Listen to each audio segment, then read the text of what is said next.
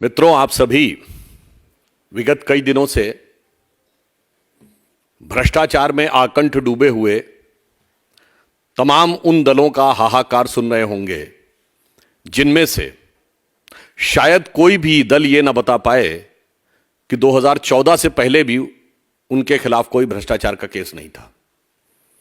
ये सब हैं जो पिछले 20, 25, 30 वर्षों से कभी ना कभी किसी न किसी रूप में भ्रष्टाचार में आबद्ध रह चुके हैं, एक पार्टी को छोड़ के, क्योंकि वो तो 2013 से पहले थी नहीं।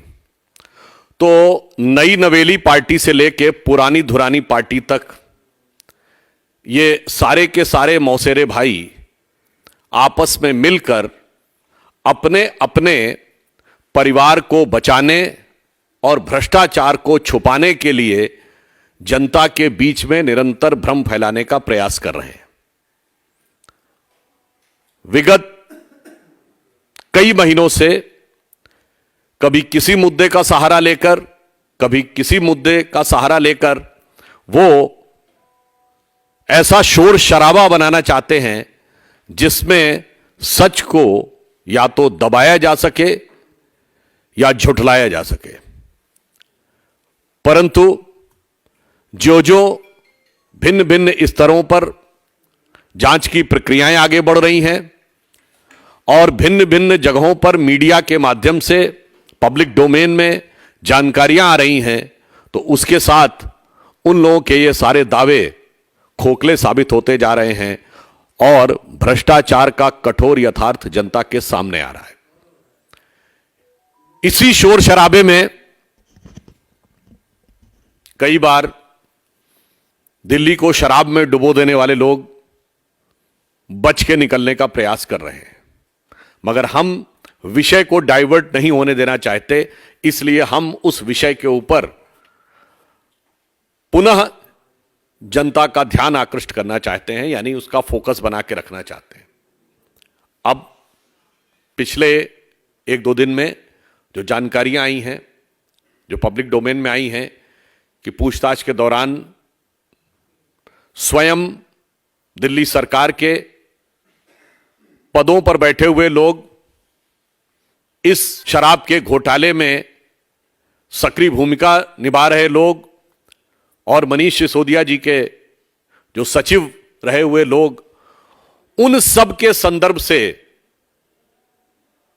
जो तथ्य सामने आए हैं वो उन चीजों को अब पुख्ता कर रहे हैं जिसे वो लोग सिर्फ आरोप सिद्ध करने का प्रयास कर रहे थे। उदाहरण के लिए कि जो टेक्निकल कमेटी थी उसने यह संस्तुति की थी कि होलसेल यानी थोक विक्रय का अधिकार सिर्फ सरकार के पास रहेगा, यह प्राइवेट को नहीं दिया जाएगा। दूसरा, जो प्राइवेट को यानी रिटेलर जो दिया जाएगा वो लॉटरी से निकलेगा। और तीसरा, होलसेल का कमीशन 2% से 5% किया जाएगा। चूंकि सरकार के पास रहना था तो वो प्रकारांतर से सरकार के ही राजस्व में बढ़ना था, परंतु ये तीनों निर्णय बदल दिए गए बगैर किसी वैधानिक प्रक्रिया के। और अब यह समाचार आए हैं कि जब 2021 में मार्च के महीने के मध्य में यह निर्णय बदले गए तो यह निर्णय श्री अरविंद केजरीवाल जी के घर पर हुआ और उसमें दिल्ली सरकार के पूर्व मंत्री सत्येंद्र जैन जी भी उपस्थित थे। यानी अब जिसे वो आरोप कह रहे थे, न सिर्फ वो तथ्यों के साथ पुख्ता होता नजर आ रहा है, बल्कि साथ ही यह भी आ रहा है कि यह सारी की सारी जानकारी मुख्यमंत्री, दिल्ली के मुख्यमंत्री श्री अरविंद केजरीवाल जी की संज्ञान में ही नहीं थी, बल्कि उन्हीं के स्थान पर यह हो रहा था। तो अब किसी भी प्रकार के बचाव का स्कोप आम आदमी पार्टी के लोगों के पास दिखाई नहीं पड़ता है। और इतना ही नहीं, दिल्ली सरकार का जो आबकारी विभाग है उसने यह नोटिस दिया था कि 200 से अधिक जो लिकर शॉप्स हैं नॉन कन्फर्मिंग एरियाज में, वो इलीगल हैं, गलत हैं और वह कैंसिल हो सकती हैं। परंतु इसके बावजूद नियम कानून को ताक में रखकर वह दोबारा से वो फिर भी अलॉट कर दी गई और यह निर्णय भी उनके सर्वोच्च नेता के संज्ञान से हुआ। तो अब जिसे वो अपनी कट्टरता कहने का प्रयास कर रहे थे, अब मुझे लगता है इस कट्टरता को जितना भी वो कहने का प्रयास करते रहें, अब सच उनके क्रमशः दांत खट्टे करता हुआ दिखाई पड़ रहा है। और इतना ही नहीं, जो इस विषय में एक मुख्य आरोपी हैं, उसने आम आदमी पार्टी के राज्यसभा में सांसद महोदय संजय सिंह जी के रेफरेंस देते हुए यह कहा है कि उन्होंने भी उनसे बुलाकर कहा और चुनाव के लिए वांछित धन की व्यवस्था करने का आग्रह किया, और इसके बदले में उन्होंने कुछ शर्त रखी कि अगर यह नीतिगत निर्णय में परिवर्तन हो जाए तो यह व्यवस्था हो जाएगी। और अब वह तथ्य प्रकाश में आ रहे हैं, यानी जो नीतिगत परिवर्तन की अपेक्षा थी वो हो भी गया। तो यह पुनः दिखाई पड़ रहा है कि अब किसी एक नेता की बात नहीं है, किसी एक मंत्री की बात नहीं है जिससे पिंड छुड़ा लेंगे। मुझे लग रहा है जो अपने को कट्टर ईमानदार कहते थे वो तो अब झूठों के सरदार नजर आ रहे हैं। अब स्थिति यह है, वो एक की पंक्ति है ना कि एक हो तो समझाइए आके, कूपही में ही भांग पड़ी है। अगर एक व्यक्ति हो तो सिर्फ, वैसे होली का सीजन तो निकल चुका है, पर ऐसा प्रतीत होता है कि आम आदमी पार्टी उस कुएं का पानी पी रही है जिसमें पूरे कुएं में भांग पड़ी हुई है। तो इसलिए इन्होंने जिस प्रकार से सच को छुपाने और डाइवर्ट करने का प्रयास किया है, मगर हकीकत में जो तथ्य सामने आ रहे हैं उससे इनका असली चेहरा उजागर होता चला जा रहा है और मुखौटा उतरता चला जा रहा है। और मुझे ऐसा लगता है कि 10 वर्ष के इतने कम अंतराल में पूरे भारत की राजनीति में किसी भी राजनीतिक दल के चाल, चिंतन, चेहरे, चरित्र में इतना बड़ा बदलाव नहीं आया होगा या इतना बड़ा अधःपतन नहीं दिखाई पड़ा होगा जितना अपने को नई राजनीति के स्वयंभूत घोषक बनकर, यानी self proclaimed one and only champions of new politics बनकर जो पार्टी आई थी, उसने जितनी नए नए प्रकार के रंग रूप बदलते हुए अपने मूल्यों में परिवर्तन दिखाया है, ऐसा भारत की राजनीति में कभी देखने को नहीं मिला। तो अंत में हम सिर्फ यह कहना चाहते हैं कि विपक्ष और विपक्षी दल कभी किसी दूसरे मुद्दे का बहाना लेकर कितना भी डाइवर्ट करना चाहें, जनता उनसे सीधे सीधे उनके द्वारा किए गए भ्रष्टाचार का जवाब मांग रही है और दिल्ली की युवा पीढ़ी के साथ, उसके भविष्य के साथ किए गए खिलवाड़ का जवाब मांग रही है। धन्यवाद। देखिए, आरोप सत्यापित होते जा रहे हैं और उसके अनुसार जो भी विधि सम्मत कार्रवाई होगी वो व्यवस्था के अनुसार होती चली जाएगी। अब ये तो जिसने जो किया है उसे पता होगा कि वो कितना बेदाग होके निकलेगा या कितना दागदार होके फंसेगा। I just want to again re-emphasize that they are trying to divert the attention from the core issue of corruption. I want an answer. Can any of the political party claim that they were having no charges of corruption before 2014? Whether it is the case with the Samajwadi Party? No. BSP? No. DMK? No. All were facing charges since 2 decades. RJD? From 1997, Lalu Prasad Yadav ji has gone jail. And not only this, Congress Party. When was the first, this National Herald case registered? October 2013. When so many cases of charges. Forget about this. UPA 1, UPA 2 regime, CWG, 2G and others. Sri P.V. Narasimha Rao became the first Prime Minister who has to stand in the court for trial on the charges of corruption. Sri Rajiv Gandhi ji, late Sri Rajiv Gandhi ji was the first Prime Minister who was directly indicted, his name directly indicted in the matter of corruption.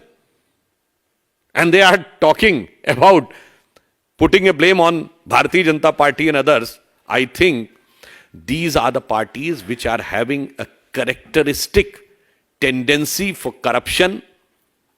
They have institutionalized corruption, and now they are facing the true investigation, and that's why they are trying to divert investigation और intimidate the agencies. हमने नहीं बताया है, ये तो अब लोगों की जानकारी में आया है, ये पब्लिक डोमेन में है कि जब नीतिगत निर्णय जो टेक्निकल कमेटी ने तय किए थे, उन टेक्निकली उन्हीं पॉइंट्स को फॉलो करके निर्णय होना चाहिए था, वो न करके उसको बदलने का जो निर्णय हुआ वो उनके घर पर हुआ। इसका अर्थ यह हुआ या तो वो इस विषय को दिखा दें कि सरकार के द्वारा प्रदत्त किस अधिकार का प्रयोग करते हुए उन्होंने नियम या कानून के किस क्लॉज के तहत यह निर्णय बदल दिया, अगर उनके अधिकार में था। यदि नियमानुसार प्रक्रिया पूरी नहीं की और फिर बदल दिया, फिर तो उनका सारा का सारा दावा धराशायी हो जाएगा। देखिए, पहले तो ये वो पार्टी है जो कहती थी कि आरोप लगते इस्तीफा दे देना चाहिए, जांच बाद में होनी चाहिए। तो आज वो माफी मांग लें, या तो कह दें कि हमारा वो स्टैंड गलत था, या वो कह दें हमारा स्टैंड बचकाना था। दूसरा, इस पार्टी की क्या क्रेडिबिलिटी कही जाए, वो अपनी मानसिकता से बोल रहे हैं। उन्होंने किस किस पे आरोप नहीं लगाए और किस किस से आके कोर्ट में माफी नहीं मांगी। हमारे नेताओं में अरुण जेटली जी से माफी मांगी, स्वर्गीय अरुण जेटली जी से, नितिन गडकरी जी से माफी मांगी, जहां तक मुझे ध्यान है कांग्रेस के नेताओं में कपिल सिब्बल जी से माफी मांगी, और शायद विक्रमजीत सिंह मजीठिया से भी माफी मांगी थी। तो भाई, उस पार्टी का क्या कैरेक्टर कहा जाए जो वो कहते हैं। अच्छा ये बताइए, आज तक उन्होंने क्या एक चीज बताइए जो कहा है वो कर दिया हो। मैं आप लोगों से एक प्रश्न छोड़ता हूं, फूड फॉर थॉट, कि जो कहा वो कर दिया क्या? अच्छा, टोपी लगाते थे जिसपे लिखा रहता था मुझे चाहिए जन लोकपाल। कहां है जन लोकपाल? दिल्ली में तो पूर्ण सरकार नहीं है, पंजाब में तो है ना। दिल्ली में कहते हैं कि एंटी करप्शन ब्यूरो हमारे पास नहीं है, ठीक है। पंजाब में कितना भ्रष्टाचार उजागर कर दिया, 1 साल हो गया ना सरकार का। तो उनके लिए एक ही लाइन है, पल भर में तोला है, पल भर में है माशा, कहते ये तमाशा है पर खुद है तमाशा। देवेंद्र जी का प्रश्न है। देखिए, किसी भी विषय के ऊपर किसी सांसद को कब बोलना है, क्या बोलना है, यह लोकसभा अध्यक्ष सदन की व्यवस्था को देखते हुए वह समय और व्यवस्था तय कर सकते हैं कि कैसे बोलना है।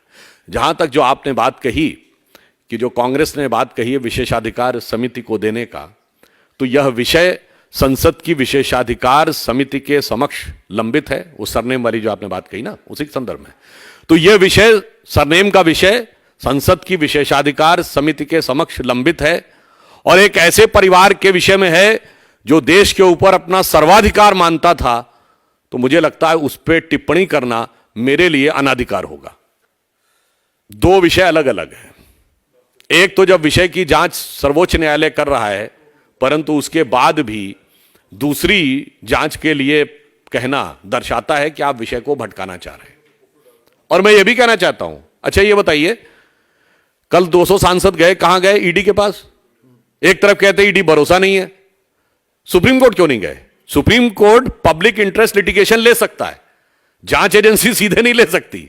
आपको पता है कि वहां पे तथ्य देंगे तो स्वीकार हो जाएगा, पर तथ्य तो है नहीं। तो इसलिए ऐसी जगह जाना है जहां डाइवर्ट करना है। अब रही बात जो माफी मांगने की, तो राहुल गांधी जी ने जो कार्य किया है वो जन जन के मन में उसने आक्रोश उत्पन्न किया है, जिसकी वजह से जनप्रतिनिधियों यानी सांसदों के मन में भी उतना ही तीखा आक्रोश है। हमारे राष्ट्रीय अध्यक्ष जेपी नड्डा जी ने भी आज उसकी अभिव्यक्ति की है।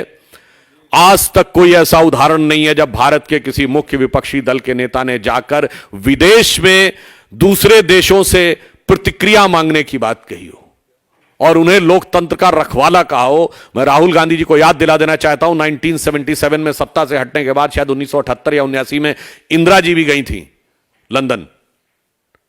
उन्होंने भी कभी यह नहीं बोला था, जबकि शायद जहां तक मुझे ध्यान है वो जेल से बाहर निकलने के बाद गई थी। मगर अफसोस कि उन्होंने भारत की इस लोकतांत्रिक परंपरा के साथ और पूरे भारत का जो अपमान किया, इसके लिए उनको बिना शर्त माफी मांगनी चाहिए। तो इसीलिए तो दिल्ली के अलावा वो कहां कहां सक्सेसफुल हो पा रहे हैं। अब एक बात और देखिए, जैसे आपने कहा कि वो उस मॉडल की बात करते हैं, शिक्षा का कैसा सुंदर मॉडल है। ऐसा शिक्षा मंत्री आपको देश में देखने को नहीं मिला होगा जिसने नीति बनाई हुई एक बोतल के साथ एक बोतल फ्री। यानी बस्ते में बोतल छुपाने वाला शिक्षा मंत्री आपको पूरी दुनिया में सिर्फ यहां मिला होगा। और फिर उसके बाद यह भी कहे, उनके मुंह से अनायास कितना सच निकल गया था। कितना मुश्किल है न्यूयॉर्क टाइम्स अखबार में छपवाना, मतलब छपवाना निकल ही गया था ना मुंह से। और कितना सच बोलते हैं, कहते हैं कि न्यूयॉर्क टाइम्स सबसे बड़ा अखबार है, बोले थे ना। आपको पता अमेरिका का सबसे बड़ा अखबार कौन है? यूएसए टुडे, न्यूयॉर्क टाइम्स नहीं है। मान्यवर, यह सरकार का बयान होता है तो इस समय वो कैबिनेट के द्वारा अनुमोदित बयान होता है। तो आप ये कहिए एलजी साहब ने सरकार का वक्तव्य पढ़ा है, बस इतना संशोधन कर रहा हूं आप। अरे मैंने तो सिर्फ तथ्य रखा है, हम कोई मांग नहीं करते, मांगे वो लोग करते हैं। हम तो सिर्फ ये बता रहे हैं, यह तथ्य ये सिर्फ ये बताने के लिए है कि वहां कोनो अछूता नहीं है, यहां सभी ने पी और सबने है पिलाई, और इसीलिए सबके साथ दिख रही है कांग्रेस आई।